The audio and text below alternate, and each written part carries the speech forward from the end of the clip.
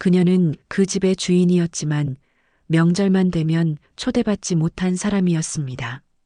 명절을 하루 앞둔 9월 26일 이춘자 여사는 평소처럼 거실 바닥을 조용히 닦고 있었습니다. 창문 틈으로 들어오는 찬 바람이 발목에 스치듯 지나가도 그녀는 여전히 고요한 손놀림으로 마루 구석구석을 걸레질했습니다. 72년을 살아오며 몸에 밴 습관이었습니다. 아침이면 먼저 일어나 식구들 아침상을 차리고 저녁이면 하루 종일 쌓인 먼지를 닦아내는 일. 그게 그녀가 이 집에서 존재하는 방식이었습니다. 그때였습니다.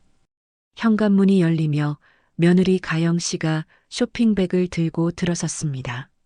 30대 중반의 그녀는 명품 핸드백을 어깨에 맨 채 집에 들어서자마자 하이힐을 벗어 던지듯 신발장에 놓았습니다. 어머님 계세요? 대답도 기다리지 않고 가영 씨는 안방으로 들어갔습니다. 화장대 앞에 앉아 내일을 정리하던 그녀는 고개도 돌리지 않은 채 큰 소리로 말했습니다. 어머님 들리세요? 저희 내일 새벽 비행기라서요. 공항까지 가려면 새벽 4시엔 나가야 하거든요. 그래서 오늘 일찍 잘 거예요. 조용히 해주세요. 이춘자 여사는 걸레를 헹구며 조용히 대답했습니다. 그래, 알겠다. 조심해서 잘 다녀오고. 아, 그리고요. 가영 씨가 방문을 반쯤 열고 고개를 내밀었습니다. 식탁 위에 메모 좀 봐주세요. 저희 없는 동안 집안일 관련해서 좀 적어뒀거든요. 탁자 위에는 몇 장의 종이가 정갈하게 놓여 있었습니다. 추석 연휴 청소 스케줄표, 냉장고 반찬 정리법, 그리고 아이들 장난감 사용 후 세척 및 보관 지시사항까지. 검은 매직펜으로 큼직하게 정리된 그 메모들은 마치 직원에게 업무를 지시하는 문서처럼 보였습니다. 이춘자 여사는 안경을 쓰고 천천히 그 종이들을 읽기 시작했습니다. 거실 및 주방 청소, 빨래 및 건조 화장실 청소, 락스 사용 필수 주의사항. 저희 옷은 어머님 세탁물과 반드시 분리. 아이들 수건은 향균 세제만 사용. 요즘 아이들 피부가 예민해서 일반 세제 절대 금지. 마지막 페이지에는 이런 문장도 있었습니다. 혹시 저희한테 연락하실 일 있으시면 급한 거 아니면 카톡으로만 주세요. 와이파이 잘 안 터지는 곳이라 전화는 잘 안 받을 것 같아요. 이춘자 여사는 종이를 천천히 접으며 깊은 한숨을 삼켰습니다. 가영 씨는 메모를 다 읽었을 거라 생각하고는 다시 밝게 말했습니다. 청소는 매일 해주시면 좋고요. 저희 옷은 어머님 세탁물과 꼭 분리해 주세요. 애들 수건은 향균 세제로요. 요즘 아이들 피부가 정말 예민해서요. 아, 그리고 혹시 택배 오면 현관에 그냥 두지 마시고 저희 방 앞에 정리해 주세요.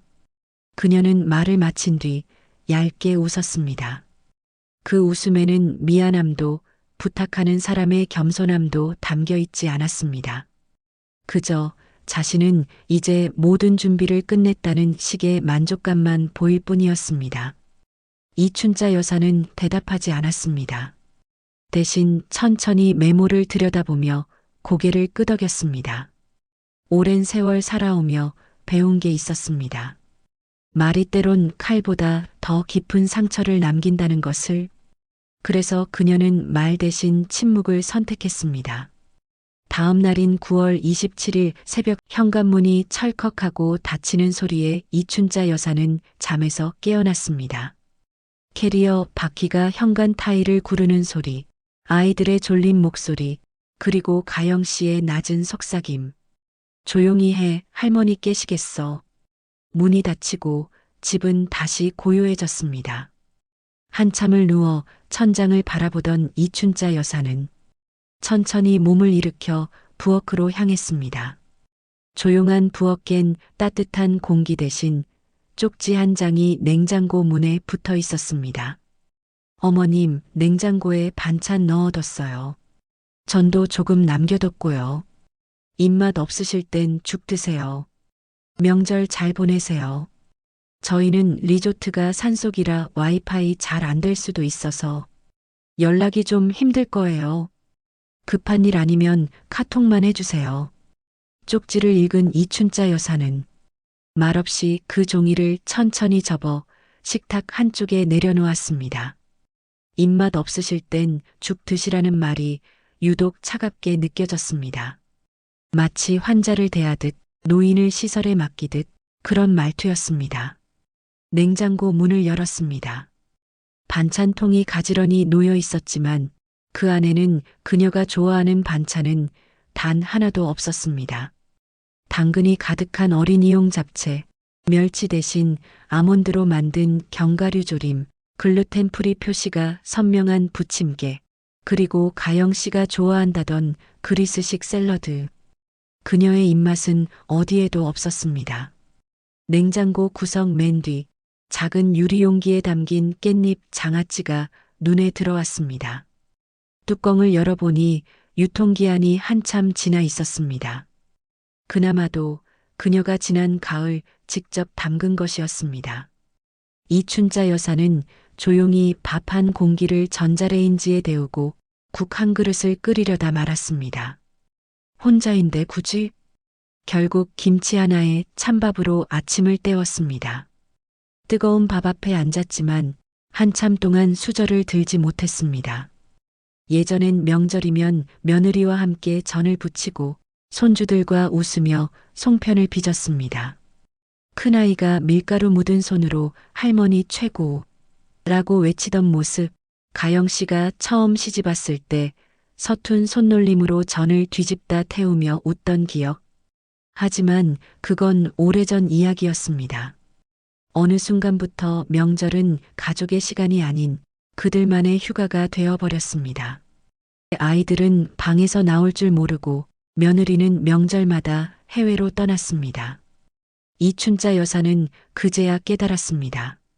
명절마다 남겨지는 이 집에서 자신은 식구가 아니라 집을 지키는 관리인이 되어 있었다는 것을. 그날 오후 이춘자 여사는 거실 소파에 앉아 오래된 앨범을 펼쳤습니다. 아들 준서가 어렸을 적 사진들, 남편이 아직 건강했을 때 함께 찍은 가족 사진, 그리고 가영 씨가 처음 이 집에 왔을 때의 모습. 그때 가영 씨는 밝게 웃으며 말했었죠. 어머님, 앞으로 잘 부탁드려요. 저희가 모시고 살게요. 그 말이 진심이었을까요? 아니면 처음부터 형식적인 인사였을까요?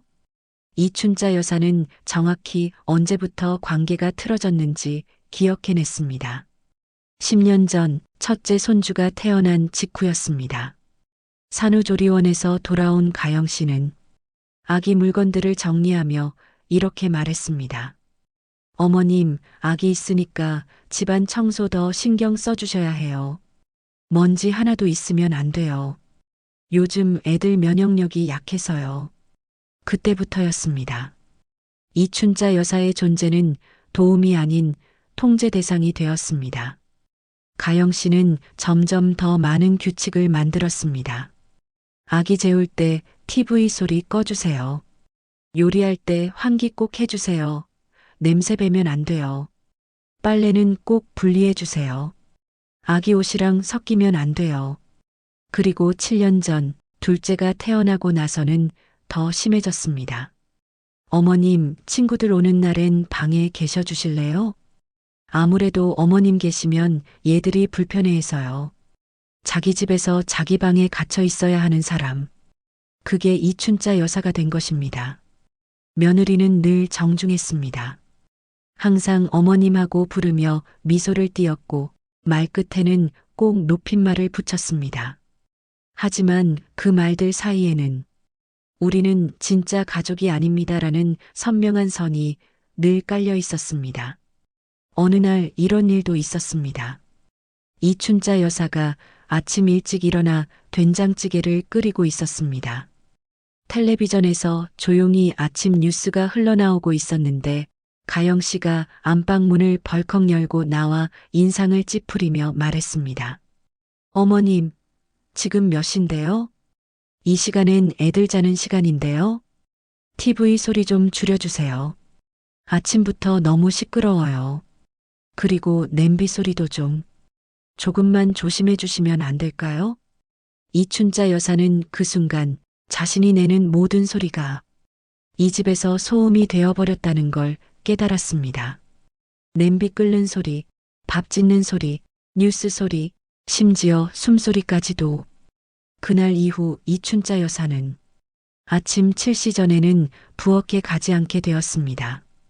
TV 볼륨은 항상 최소로 낮췄고 걸을 때도 최대한 소리가 나지 않게 조심했습니다. 자기 집에서, 자기가 산 집에서 숨죽이며 사는 사람이 되어버린 것입니다. 가영 씨는 집안 곳곳에 경계선을 그었습니다. 냉장고에는 스티커가 붙어 있었습니다. 아기 전용, 가영 전용, 일반이라고. 이춘자 여사가 만든 반찬은 모두 일반 칸에 들어갔고 아무도 그것을 먹지 않았습니다. 거실 소파에도 암묵적인 자리가 정해져 있었습니다. 가운데 제일 편한 자리는 가영 씨의 자리, 옆자리는 아이들의 놀이공간, 그리고 구석 낡은 1인 소파가 이춘자 여사의 자리였습니다. 한 번은 소파에 앉아있던 이춘자 여사에게 가영 씨가 다가와 이렇게 말했습니다. 어머님, 저녁 때 제 대학 친구들 오기로 했거든요. 소파 커버 새로 씌운 건데 구겨지면 안 돼요. 좀 불편하시겠지만 방에서 쉬고 계세요. 이춘자 여사는 아무 말 없이 자리에서 일어나 방으로 들어갔습니다. 자신의 집에서, 자신의 거실에서 내쫓기듯 사라지는 그 기분은 말로 다 할 수 없었습니다. 그날 밤 방문 틈으로 들려오는 가영 씨와 친구들의 웃음소리를 들으며 이춘자 여사는 이불을 뒤집어 쓰고 누웠습니다. 우리 시어머니는 완전 순한 편이에요. 우리가 하자는 대로 다 하시고 간섭도 전혀 안 하세요. 요즘 같은 시대에 이런 시어머니 흔치 않죠? 가영 씨의 목소리가 문 너머로 들렸습니다. 순하다는 게 칭찬일까요? 아니면 만만하다는 뜻일까요? 이춘자 여사는 천장을 바라보며 생각했습니다. 언제부터 나는 이렇게 작아졌을까? 언제부터 내 목소리를 잃었을까? 명절이 지나고 며칠 후인 9월 28일 오후 이춘자 여사는 우연히 가영 씨의 통화를 듣게 되었습니다. 그날 빨래를 개려고 복도를 지나가다가 반쯤 열린 안방 문틈으로 가영 씨의 목소리가 들렸습니다. 네, 사회복지사님. 제가 문의드리는 건요. 저희 시어머님 때문인데요. 이춘자 여사는 발걸음을 멈췄습니다. 네, 연세가 72이세요. 아직 건강하신 편이긴 한데 이제 혼자 계시기엔 좀 걱정돼서요. 아니요, 치매나 그런 건 아니에요. 근데 이제 연세가 연세다 보니까 전문적으로 케어받으실 수 있는 곳이 낫지 않을까 해서요. 시설은 깔끔했으면 좋겠어요. 1인실로요. 어르신들끼리 조용히 지내시는 분위기면 좋고요. 급한 건 아니고 천천히 알아보려고요. 아직 말씀은 안 드렸어요. 조심스러운 부분이잖아요. 자료 좀 보내주시면 제가 천천히 설득해 볼게요. 네, 감사합니다. 여행 끝나고 돌아가서 다시 연락드릴게요. 전화를 끊는 소리가 들렸습니다. 이춘자 여사는 그 자리에 얼어붙었습니다. 손에 들고 있던 빨래 바구니가 바닥에 떨어질 뻔했습니다. 요양원, 시설, 1인실, 어르신들끼리 그 단어들이 머릿속에서 메아리 쳤습니다. 며느리는 그동안 종종 이런 말을 했었습니다. 요즘 요양원 정말 좋아졌대요. 호텔 같대요. 어머님도 그쪽이 훨씬 편하실걸요? 또래 어르신들이랑 같이 계시는 게 외롭지 않으실 거예요. 그 말들이 그땐 그냥 대화처럼 들렸습니다. 하지만 이제 알겠습니다. 전부 계획이었던 거죠. 이춘자 여사를 이 집에서 내보내기 위한 이춘자 여사는 조용히 방으로 들어가 문을 닫았습니다. 창밖을 바라보며 오랫동안 서 있었습니다. 72년을 살아오며 이렇게 깊은 배신감을 느낀 적이 있었을까요? 아들한테는 말해야 할까요? 하지만 아들은 늘 아내 편이었습니다. 엄마, 가영이가 나쁜 뜻으로 한 말이 아니에요. 요즘 젊은 사람들은 그런 식으로 말해요.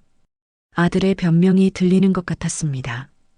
이춘자 여사는 그날 밤 처음으로 심각하게 생각했습니다. 이 집을 떠나야 하는 건 나일까? 다음 날인 9월 29일 오후 전화기가 울렸습니다.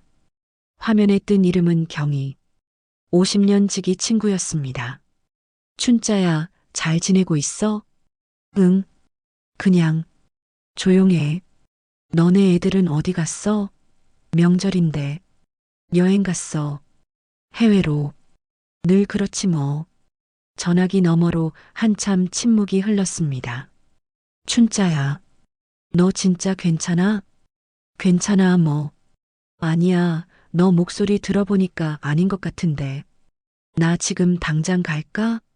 아니야, 괜찮아. 그냥 좀 생각 중이야. 무슨 생각?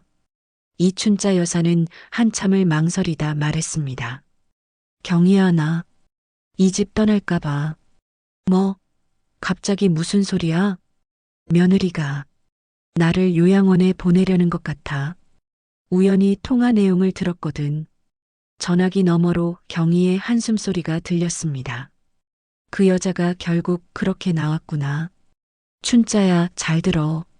그 집 누구 집이야? 내 집이잖아. 내가 평생 모은 돈으로 산 집이라고. 그래도가 뭐야? 내가 왜 내 집에서 쫓겨나야 해? 춘자야, 너 너무 착하게만 살았어. 이제 좀 너답게 살아도 돼. 경희의 목소리가 단호해졌습니다. 있잖아. 내가 요즘 울진에 있는 사촌 언니 집 자주 가거든. 거기 진짜 좋아. 바다도 보이고 공기도 좋고 조용하고 혼자 살기 딱 좋은 동네야. 울진? 응. 바닷가 근처에 작은 주택들 많아. 전세도 저렴하고 사람들도 친절해. 너 혼자 살기 딱 좋을 것 같아.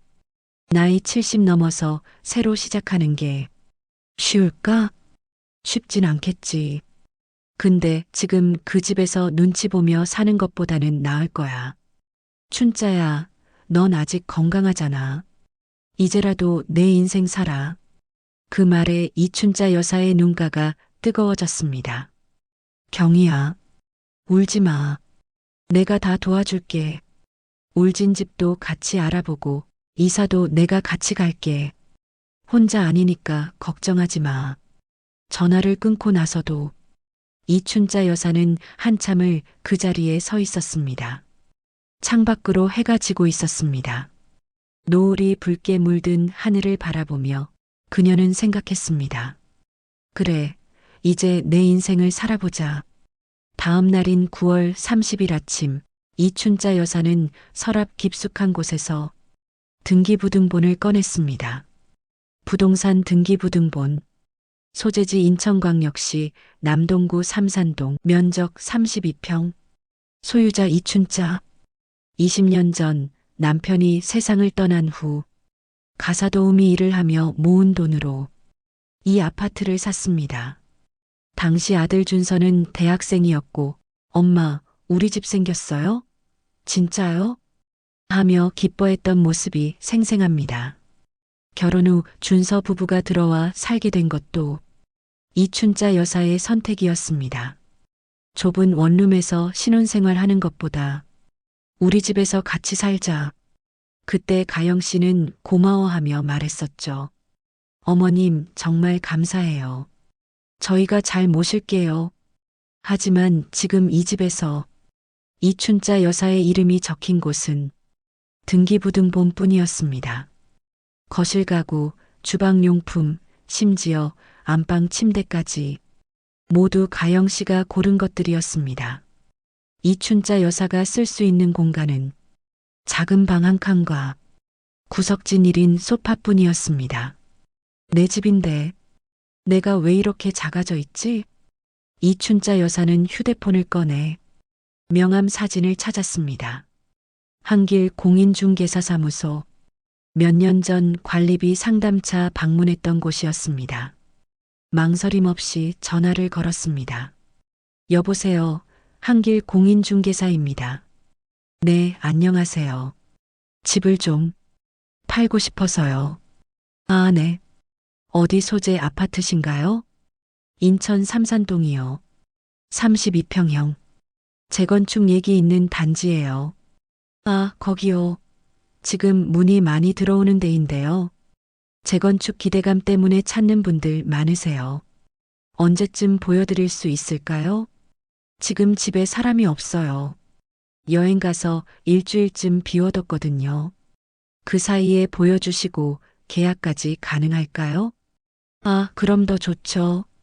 빈집이 보여드리기도 편하고요. 급매 조건이시면 일주일 안에도 가능해요. 요즘 이 동네 매물이 잘 나가거든요.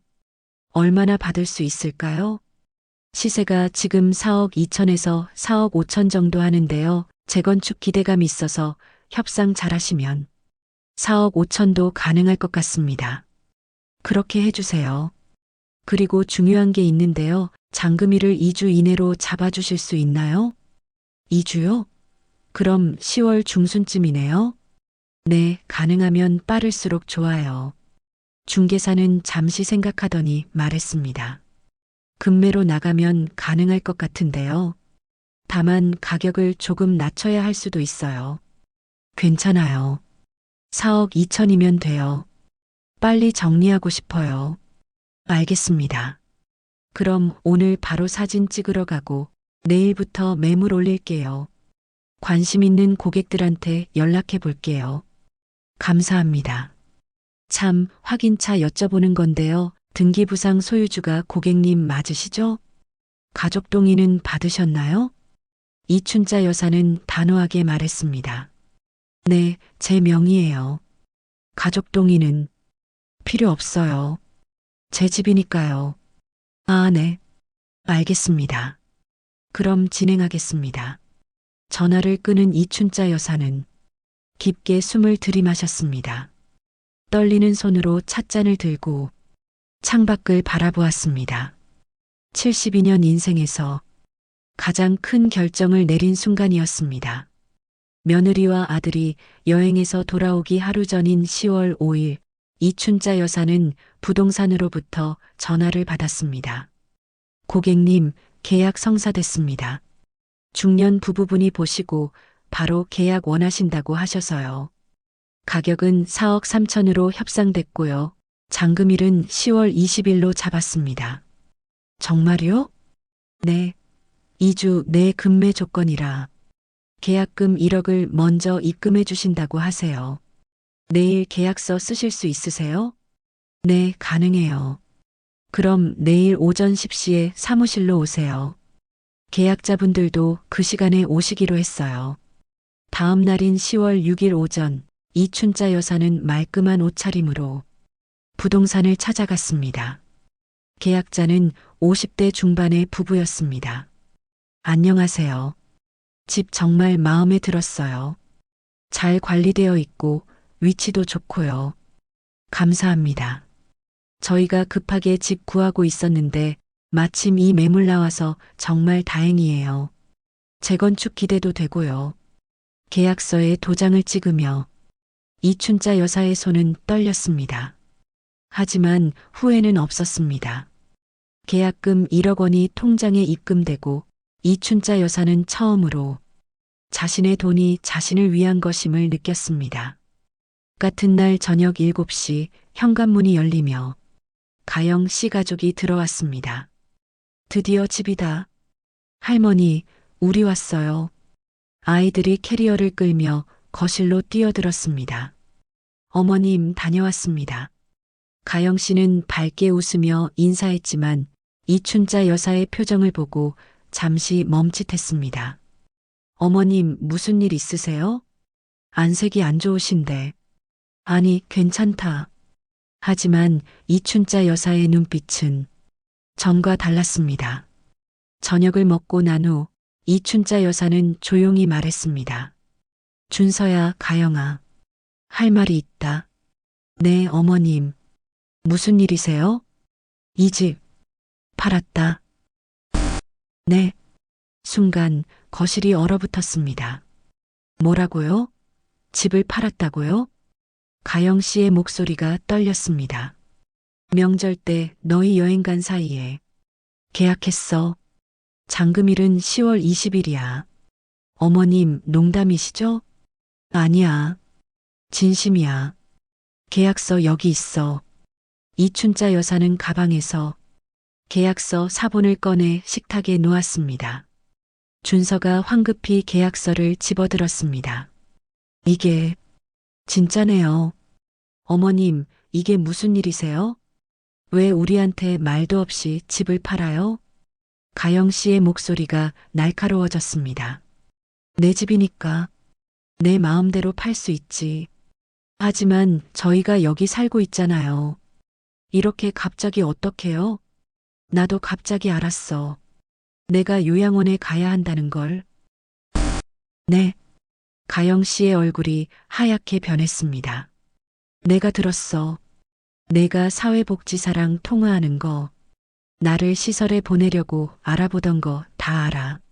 어머님, 그건 변명하지 마. 내가 날 여기서 내보내려고 했잖아. 그래서 내가 먼저 나가기로 한 거야. 이춘자 여사는 차분하게 말을 이었습니다.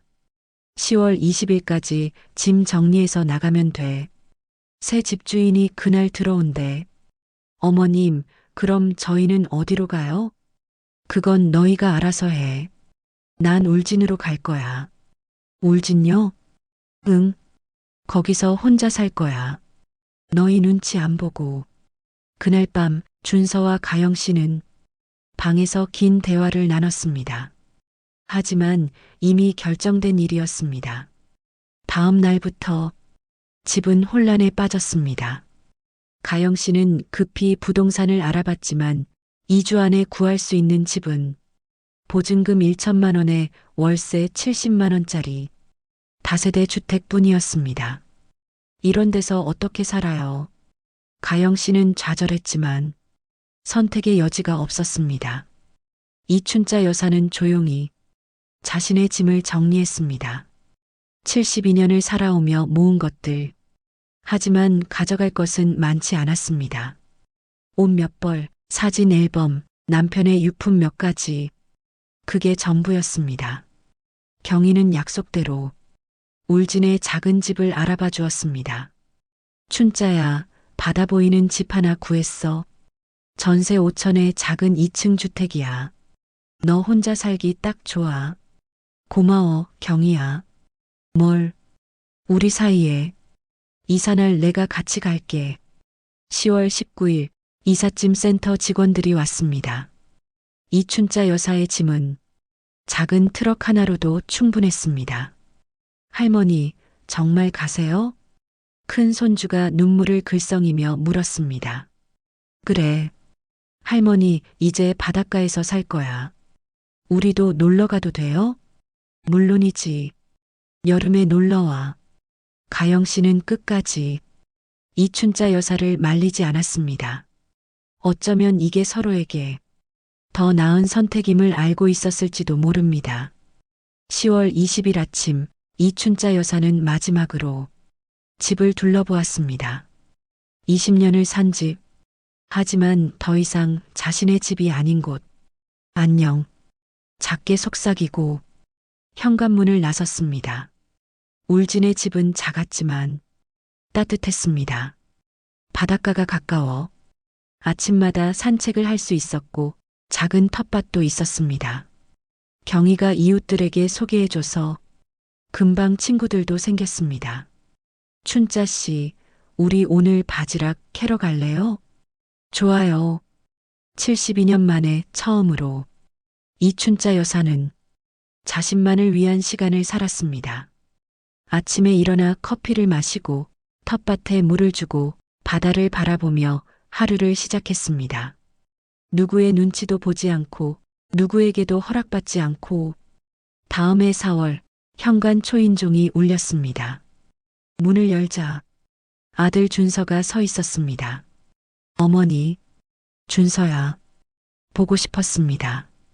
이춘자 여사는 아들을 집 안으로 들였습니다. 작은 부엌에서 된장찌개를 끓였습니다. 이 냄새, 어릴 적 그 냄새예요. 준서는 한 숟가락 떠먹고는 눈물을 흘렸습니다. 어머니, 죄송해요. 그동안 정말 잘못했어요. 알아. 가영이도 많이 반성하고 있어요. 어머니 없으니까 얼마나 힘든지 그제야 알았어요. 그랬구나. 다시 모시고 살 수는 없을까요? 이춘자 여사는 고개를 저었습니다. 준서야, 나는 이제 여기서 살 거야. 너도 내 가족 잘 챙기고 나는 내 인생 살게. 하지만 여름엔 애들 데리고 와. 바다에서 놀게 해줄게. 네, 어머니. 준서는 오래 울었습니다. 그날 저녁 이춘자 여사는 바닷가에 앉아 노을을 바라보았습니다. 72년 만에 찾은 자유. 늦었지만 후회는 없었습니다. 나도 이제 괜찮아. 파도 소리가 그녀의 속삭임을 감싸 안았습니다. 그렇게 이춘자 여사는 72년 동안 누구의 엄마로, 누구의 시어머니로만 살아왔던 인생에 처음으로 자신의 이름을 붙였습니다.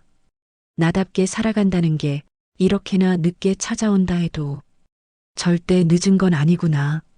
바닷바람에 흩날리는 머리칼 사이로 그녀는 비로소 자유라는 단어를 처음으로 안아보았습니다. 그리고 혼잣말처럼 조용히 웃으며 중얼거렸습니다. 그래, 이젠 나도 괜찮아. 혹시 비슷한 경험이 있으시거나 이 이야기가 마음에 와닿으셨다면 좋아요와 구독 부탁드려요. 그리고 댓글로 여러분의 이야기도 들려주세요. 우리 모두 너무 늦지 않게 나로 살아가는 용기를 가졌으면 좋겠습니다. 오늘도 영상 봐주셔서 감사합니다.